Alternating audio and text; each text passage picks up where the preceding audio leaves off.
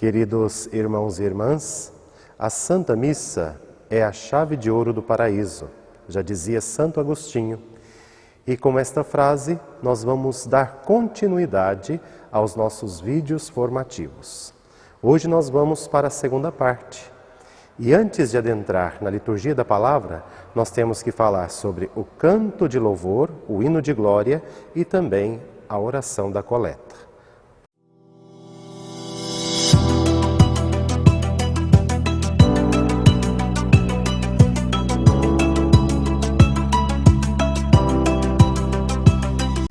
Então, meus queridos irmãos e irmãs, nós vamos falar então do hino de louvor, ou o hino de glória. Para começarmos a nossa conversa, é importante lembrar que é um hino de exultação, um hino de alegria. Lembra, lá no nascimento de Jesus, no dia 24 para 25, os anjos cantaram: Glória a Deus nas alturas. Por quê? Porque nasceu o Salvador. Então, este hino, inspirado, principalmente nesta noite de Natal, é um hino que nos leva a contemplar o Cordeiro que é Pai, Filho e Espírito Santo. Então, este hino, ele não pode ser modificado, esta oração não pode ser modificada. Pode ser rezado e também pode ser cantado. E lembrando sempre, ao cantar, eu não posso modificar a letra original. Nós rezamos ou cantamos o hino de louvor ou hino de glória durante todo o ano litúrgico, menos na Quaresma e no Advento. E por que menos na Quaresma e no Advento? Porque na Quaresma nós vamos cantar Glória a Deus quando Jesus ressuscitar. Então nós estamos num período de penitência.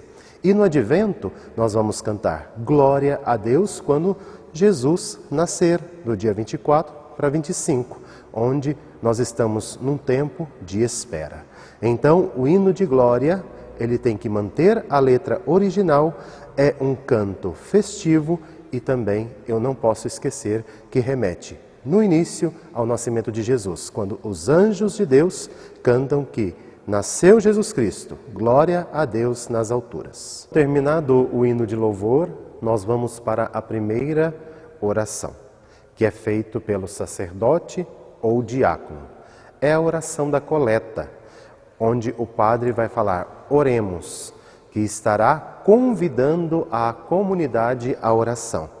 Neste momento se faz um silêncio, porque também é o momento de fazermos os nossos pedidos a Deus, também os nossos agradecimentos.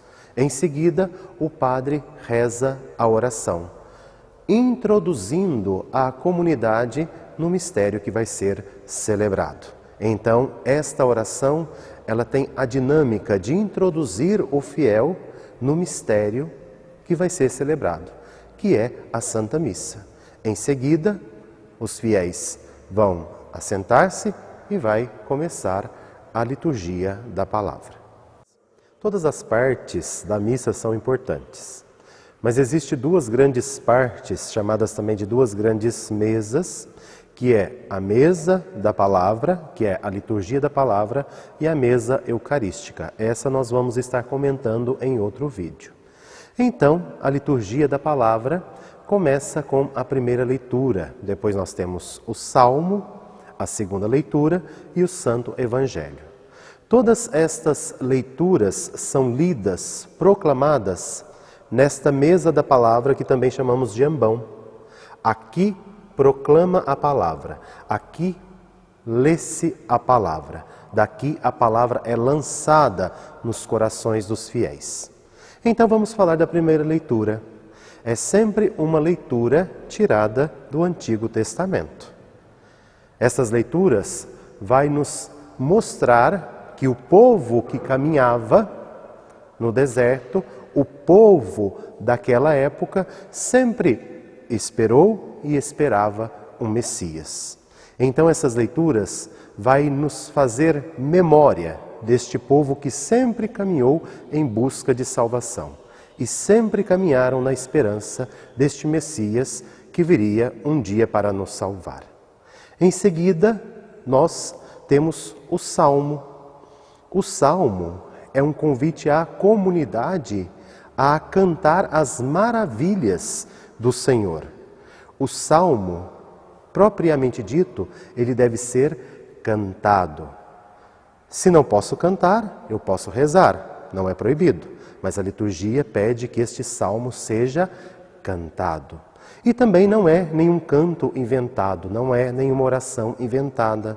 É tirado do livro dos Salmos e que tem que fazer uma amarração com a primeira leitura, com a segunda leitura e também com o Evangelho. Ou seja, a liturgia escolhe a dedo o salmo que vai ser rezado, por quê?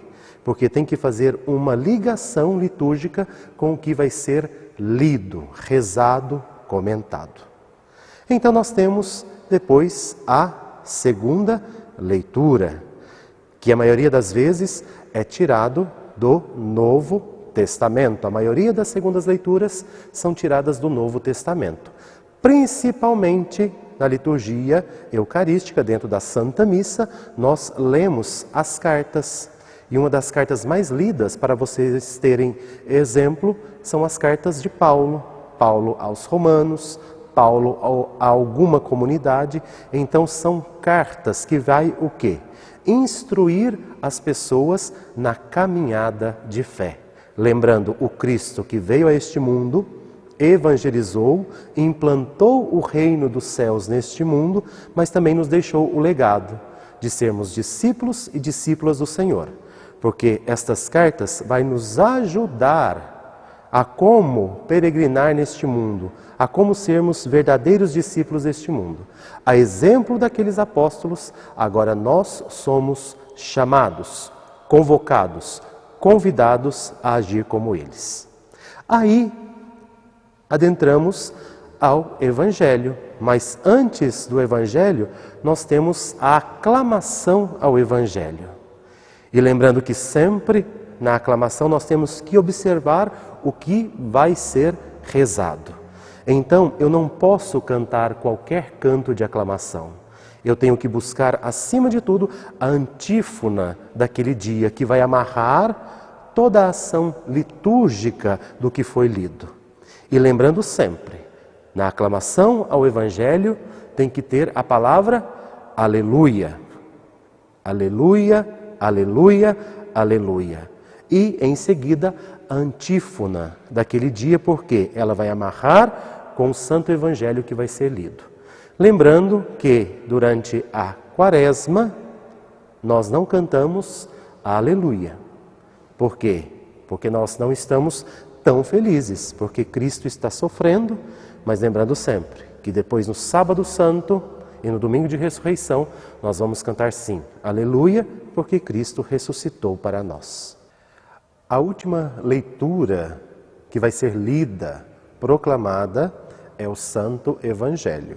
E por que a última leitura? Com o Santo Evangelho nós terminamos a liturgia da palavra, para adentrarmos em seguida a liturgia eucarística. E como eu disse, vai ser outro vídeo que nós iremos comentar sobre a liturgia eucarística. Então, o Santo Evangelho é tirado dos 4 evangelistas, Mateus, Marcos, Lucas e João. E também não posso tirar textos aleatórios. Eu tenho que tirar textos do que vai ser rezado. Vamos pegar um exemplo concreto. Domingo passado nós rezamos, o Domingo do Bom Pastor. Então o texto usado foi Cristo, o bom pastor, que carrega as suas ovelhas nos ombros, que cuida das suas ovelhas, que coloca as suas ovelhas no mesmo redil, no mesmo rebanho. Ou seja, não faz distinção de pessoas, ao contrário. Cristo quer cuidar de cada um de nós. Então, os evangelistas nos traz qual proposta? Nos mostra primeiramente quem é Jesus Cristo, seus ensinamentos, nos narra a sua vida, morte e ressurreição. e nos mostra que este Cristo, Filho de Deus, que veio ao mundo, veio para nos salvar. Então os evangelistas irão narrar para nós a vida de Jesus Cristo. Lembrando que nós estamos no ano de 2020, um ano par. E cada ano a liturgia, principalmente a liturgia ligada à CNBB, nos propõe a rezar um evangelista. E no ano de 2020 nós estamos rezando o Evangelho de São Mateus. Ou seja, e por que eu falo rezando? Porque quando a palavra é lançada nos nossos corações, a partir daquele momento ela é implantada em mim e a partir do momento que eu deixo esta palavra agir no meu ser, no meu coração, eu começo a rezar tudo aquilo que aquele evangelista está me ensinando. Então, no ano de 2020, nós estamos rezando, lendo o Evangelho de São Mateus. Ao terminar a leitura de proclamar o Santo Evangelho, o padre vai fazer a homilia, a explicação destas leituras. Então, ele vai falar desde a primeira leitura até o Evangelho que foi proclamado. A leitura é para explicar estas leituras que foram lançadas nos nossos corações. Muitas vezes, só lendo estas leituras e não tendo uma explicação, fica difícil o nosso entendimento.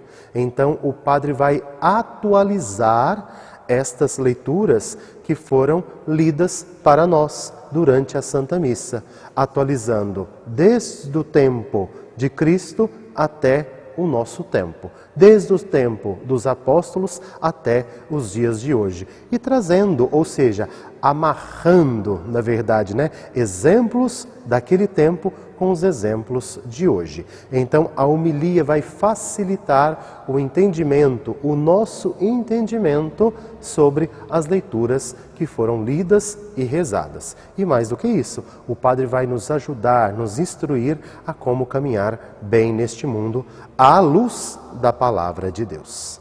Então, queridos irmãos e irmãs, esta foi mais uma explicação sobre parte por parte da Santa Missa. Não deixem de nos acompanhar nas nossas redes sociais, que vai estar aparecendo aqui embaixo, os nossos canais. Não deixe de dar o seu like, também comentar sobre os nossos vídeos, sobre as nossas programações. E um grande abraço a cada um de vocês. E obrigado por vocês estarem sempre conosco. Deus os abençoe.